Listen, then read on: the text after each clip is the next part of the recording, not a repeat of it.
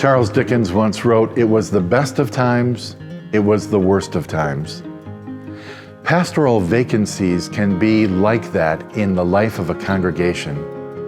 Now, every church goes through a time when a pastor leaves, and the departure opens up all sorts of emotions: uncertainty, fear, griefs, relief, a sense of hope.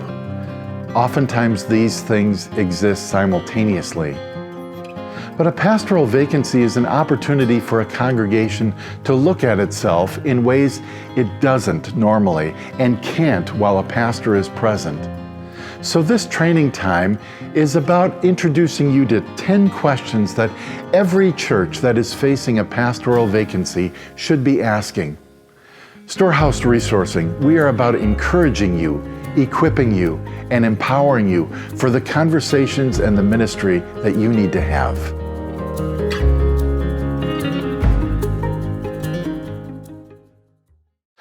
So what does your church do if you are without a pastor? Suppose you've had a long or a short-term pastorate, and now you find yourself without a chief shepherd of the flock. One of my colleagues used to say to me, "You don't want the congregation to applaud twice. You want them to applaud when you come and when you accept the call, but you don't want them to applaud when you accept a new call." So a period of vacancy is a unique opportunity for a congregation to ask itself some questions. Sometimes congregations need help with that. Sometimes they want to do that on their own first. But it's important to give yourselves time and to be gentle with yourself as a congregation and set up and establish a process to process all of the emotions that go with that pastoral vacancy. Oftentimes there are feelings of grief, of loss, of what's next. Who are we? Who are we supposed to be? Who are we apart from our last pastor? Who should we be in anticipation of a new one? My colleague and friend, Reverend Art Van Walde, has been thinking about these things. What are the 10 questions that every vacant church, every church without a pastor, ought to be asking themselves? So thank you for joining us today, Art. Number one, what's the number one question you think churches should be asking? They should be asking themselves, what does this congregation do really well? What can we celebrate? How has God used us? That is a wonderful question to ask in a time of vacancy. Look at the positives, look at the strengths, look at how God has been blessing this congregation in her recent past. Most congregations are like people, I suspect, in that they need some affirmation, they need encouragement, they need to build on their strengths. So I suppose it's very easy for a congregation to lose sight of those without a pastor around. Yeah, they need to celebrate. They need to celebrate their identity, who they are, why God has placed them where they're at. So yeah, what are the strengths? And celebrate that. So your second question is, in what ways do you think your congregation needs to grow? Can you say more about that? You know, congregations are like human bodies, okay? We're called the body of Christ, in fact. So congregations in time of vacancy, they need to go, quote unquote, to the doctor for a physical. And what they maybe need to discover is maybe there's some unhealthy things going on in the body, in the system that need to be addressed. So in a time of vacancy, you can begin to ask and go after those questions of health or unhealth. And so when you say grow, you're not talking about numerically, you're talking about reflection, introspection. Let's take a serious look at ourselves, something that congregations often don't do. Yeah, I'm not talking numerical growth here. I'm talking overall body health. You know, some large bodies are healthy, and there's some large bodies that are unhealthy, and there's some small bodies that are extremely healthy, and some small bodies that are unhealthy. This gets after the question, what areas of health do we need to address in the congregation? So your third point is probably an important one. You say all churches have stressors, so what are ours? Can you say more about that? Yeah, congregations can have stressors. Stressors such as, you know what, our membership is decreasing and we are scared. And can we just pause there and just acknowledge that most congregations in the United States and Canada right now are experiencing decline. And I think that's important for some of our viewers to hear, because most churches feel like they're the only ones going through that. But we're in a period of decline right now in terms of church membership. Yeah, and acknowledge it and don't obsess about it. Realize that this is common in many different areas. Another stressor would be financial anxiety. Because of decreasing membership, you don't have the financial resources that you used to have. You can have anxiety over worship styles. There can be stressors in the congregation because the community dynamic around them is changing. Yeah. My congregation worries about its teens and post-teens that don't want to worship in this church anymore, or who don't go to church. And I suspect you would agree that many churches have multiple stressors going on right now. And you and I have talked about it, that sometimes it's important as a community of faith to say, well, when you go to the doctor or you go to the emergency room, they'll say to you, on a scale of 1 to 10, how painful is that? Could churches do that with some of these stressors, to say, so on a scale of 1 to 10, how great is this pain for us? I think that would be a wonderful exercise for the leadership body to do, to talk around the leadership table saying, okay, where are we at on the scale of 1 to 10? Do we have a smiley face, or are we frowning? Or in deep distress, yes. Sure. So my favorite of your questions is number 4. In what ways do we want continuity and discontinuity with the last pastor? Can you explore that with us? Mark, I love that question, because it's a question we have talked about a lot. In many ways, it's a question you've given me. Yes, how do we want continuity with our previous pastor? He or she probably did wonderful work, and they help lead the church in neat and wonderful ways. How do we want continuity with that? How do we want discontinuity? Okay, our previous pastor had patterns of ways of doing things that maybe weren't the best.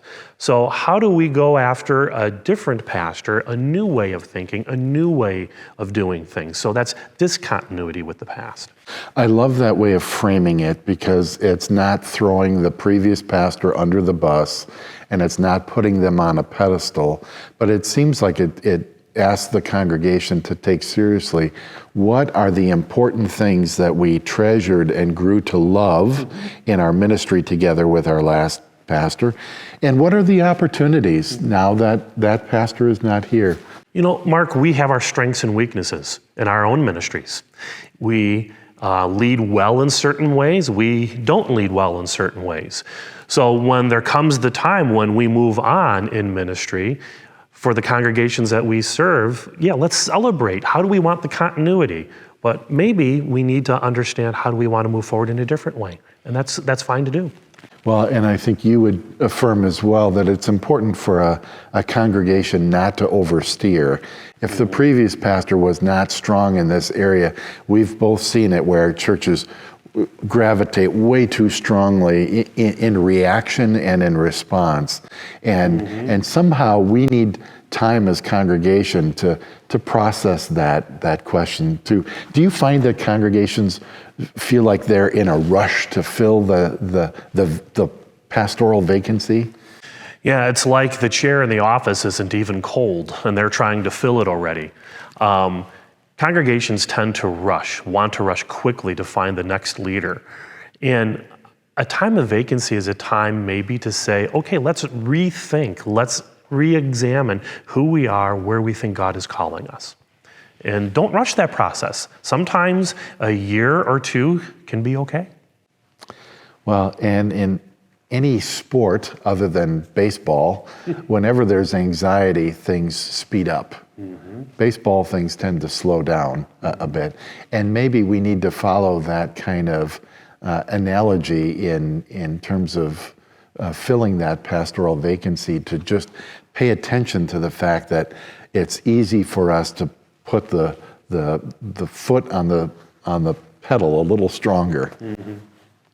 So, number 5, your question asks, so how did the last pastor leave? That's probably a big question. Can you speak to that? Yeah, that's a question I don't know if congregations ask during a time of vacancy. Did our last pastor leave on good terms? Did our last pastor leave on poor terms? Why did the pastor leave on good terms? What caused the pastor to leave on poor terms? If the leadership asks those questions, they can begin digging into more of who they are and what's going on so they can hopefully move forward in health. So I suspect you've found that when there is a good closure, it sets the congregation up better for the next pastor. Is that usually the case? Yes. And if there's a poor closure, I tend to believe that there might be a little more time needed in transition before the next pastor is called. So what I hear you saying is that how a pastor has closure with a congregation will impact how a congregation can have an opening relationship with a new pastor. Is that the case? Yes, that is the case. Mm-hmm.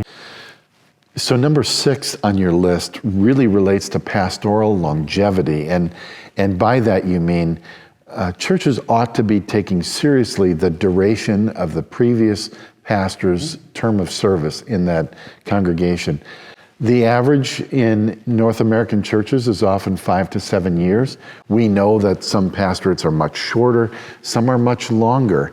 Whether it's short or average or longer, how does that inform some of the conversations that a church ought to be having during its vacancy? The leadership of the congregation needs to ask the question, what dynamics are at play? So if they've had long-term pastorates, what dynamics are going on in this congregation that enables it to have longer-term pastors? And how do we encourage that, continue that moving forward? Because I believe longer-term pastorates are healthy for churches. If the church has had shorter-term pastorates, what dynamics are going on there? Why are pastors leaving quickly? Maybe there's something there that needs to be addressed in the leadership body that they need to change so they can move towards longer-term pastorates. So your 6th point related to a pastor's duration, whether that was short, average, or long. But your 7th one is really unique in that it asks the congregation not just to think about short, average, or longer, but it asks the congregation to say, what is our pattern? What is the pattern that we generally enact with our pastor relationships? Can you speak to why that's important? Yes, because you want to have a good fit when you call a new pastor. I can give an example here. Congregation I know of had a series of longer-term pastorates, and the pastors were similar in style. Then they called a new pastor, and this pastor was very different from any of the previous pastors. And he happened to stay about 10 years. It was a hard 10 years on that congregation because he didn't fit. He wasn't similar to what the previous pastors were like. And the congregation wasn't wanting to go the direction that he was trying to lead the congregation. So it's important when looking at your next pastor to think about, okay, who are we as a congregation? How has God wired us? What is our mission? What is our vision? What is our core identity? In trying to call a pastor that fits that. Well, and that plays right into your 8th point around pastorates that are longer term. You and I both have recognized that pastors who serve longer tend to leave a deeper and longer lasting impression on the life of that congregation. And I suspect when that's the case, it may take a congregation a little bit longer to figure out who are we apart from this one who has been voicing some of our identity for some time. Can you speak to that, why that's important to consider? You know, when a church has a long-term pastorate, that pastor's DNA is imprinted on that congregation. And that can be healthy, it can also be unhealthy. So after a long-term pastorate, it might be wise for the congregation to say, you know what, right now we need an interim pastor for a few years as we wrestle with who we have been and where we are going. It could be that they say, you know, we need the services of a specialized transitional pastor. They have a certain toolkit that can help us get after some of those items as we dig into our past and we ask questions about our future. It's helpful. Your number 9 is all about congregations and learning. Now, most of the time, I think we think about learning doctrine or learning Bible verses or learning new songs, but you're asking congregations to take a step and to learn something about themselves by looking at themselves. Can you speak to that? Yeah, it's hard for congregations to look into the mirror. And when you come into a vacancy, it is a wonderful time to look in the mirror and say, who are we? And maybe you're going to see things you really like, and you're going to celebrate that. It could be that you see things that you really don't like, and you say, oh, now we know why that happened. So now you're in this season of transition, and you can say, we need to change that. We need to learn. We need to grow so that doesn't happen again. I suspect that takes courage. I mean, a lot of times people think about going to church and doing worship and doing Sunday school and volunteering, and that's what church means to them. But I hear you asking congregations to take yet another step and do some introspection, which is hard work for human beings, let alone congregations. Is that the case? Yes, and that's why an interim or an STM pastor might benefit the congregation. Again, let me give an example. A congregation I know of had a series of very short pastorates. And there was a reason for that. There were people trying to push agendas in the congregation to get done what they wanted to get done. The congregation hired an STM.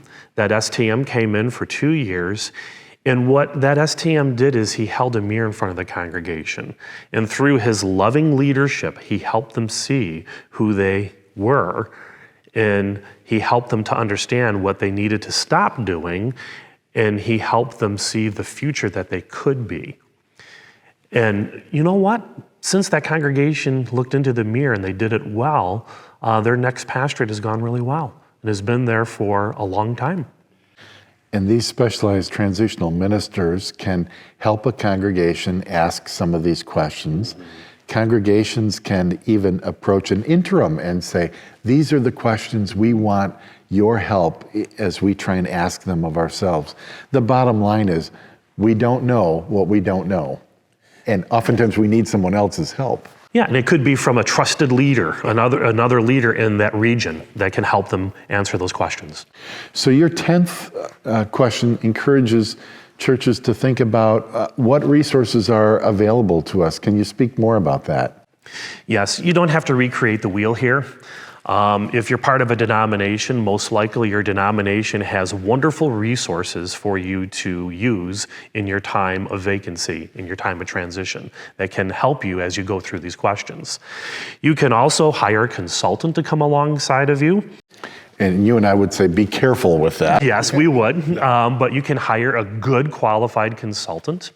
It could also mean coming alongside of another church in your region that you really appreciate their ministry and what they're doing and say, hey, in this time of transition, can you help us understand ourselves better, understand who you are so we can move to health? And you and I would both affirm that a pastoral vacancy can be an unsettling time. Mm-hmm. It can be a time in which anxiety is produced. It can be an exciting time. But the key is to be able to name reality, to name what the congregation is feeling and experiencing, and to hold up a mirror, to use your vocabulary, to themselves and to ask some important questions. So we want to encourage you as a leadership team, as a search team, as the board of your congregation, to take the time you need to ask the questions you need to be asking. We've given you 10 to think about today. We want to encourage you to talk about it. Slow things down. Pay attention to what the congregation is saying and what the congregation is not saying. Pay attention to your church's narrative, the story that your church lives by and lives into, and pay close attention to the things that you don't talk about. Find ways and resources and create some mechanisms to be able to listen to one another deeply as you discern your place and your call for such a time as this. Brothers and sisters, Storehouse Resourcing is for encouraging you and equipping you and empowering you to have the conversations that you need to have.